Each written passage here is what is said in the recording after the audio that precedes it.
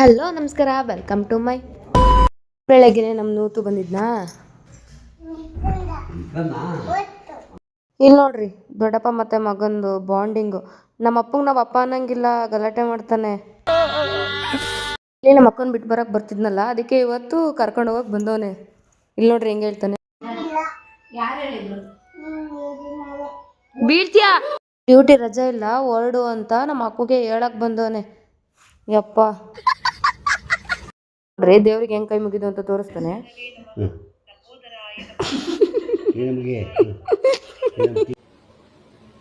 ಮಾತೇ ಇಲ್ಲ.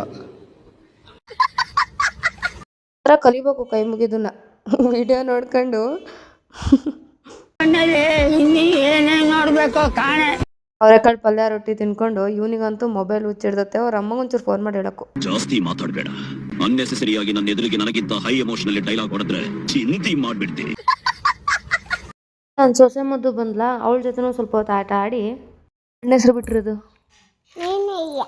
ನಾನು ಬಿಟ್ನಾ ತತ ತತ ಕಣ್ಣು ಬಿಡ್ಕಂದೆ ಮುಖಂದರೆ. ಇನ್ನೂ 11:15 ಆಗಿಲ್ಲ. ನಮ್ಮ ಅಕ್ಕಂಗೆ ಫುಡ್ ಕೊಟ್ಟಿದ್ರ, ಅದ್ರಲ್ಲಿ ಮಿಲೆಟ್ ಲಡ್ಡು ಇತ್ತಲ್ಲ, ಅದನ್ನ ಮಾಡೋಣ ಅಂತ ಮಾಡಿದ್ರು. ಟೇಸ್ಟ್ ಮಾತ್ರ ಮಾತೇ ಇಲ್ಲ. ಬಾ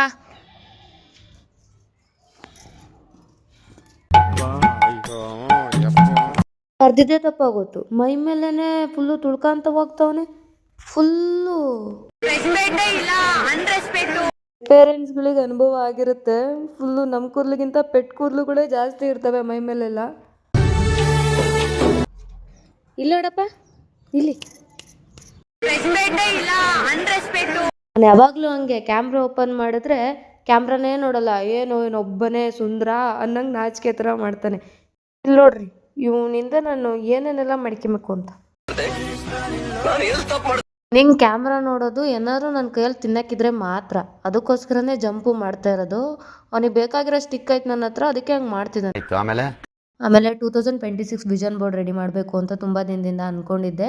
ಪ್ರಿಂಟೌಟ್ ತೊಗೊಂಡು ಇಟ್ಕೊಂಡಿದ್ದೆ, ಬಟ್ ಅಂಟ್ಸೋಕ್ಕಾಗಿರಲಿಲ್ಲ. ಅದಕ್ಕೋಸ್ಕರ ಇವತ್ತು ಎಲ್ಲ ಅಂಟಿಸ್ಬಿಟ್ಟು ವಿಷನ್ ಬೋರ್ಡ್ನ ರೆಡಿ ಮಾಡಿದೆ. ಹೌದಾ? ಮತ್ತೆ ನೆಕ್ಸ್ಟ್ ವಿಡಿಯೋದಲ್ಲಿ ಸಿಗ್ತೀವಿ. ಅಲ್ಲಿವರೆಗೂ ಟಾಟಾ ಬಾಯ್. ಅಷ್ಟೇ.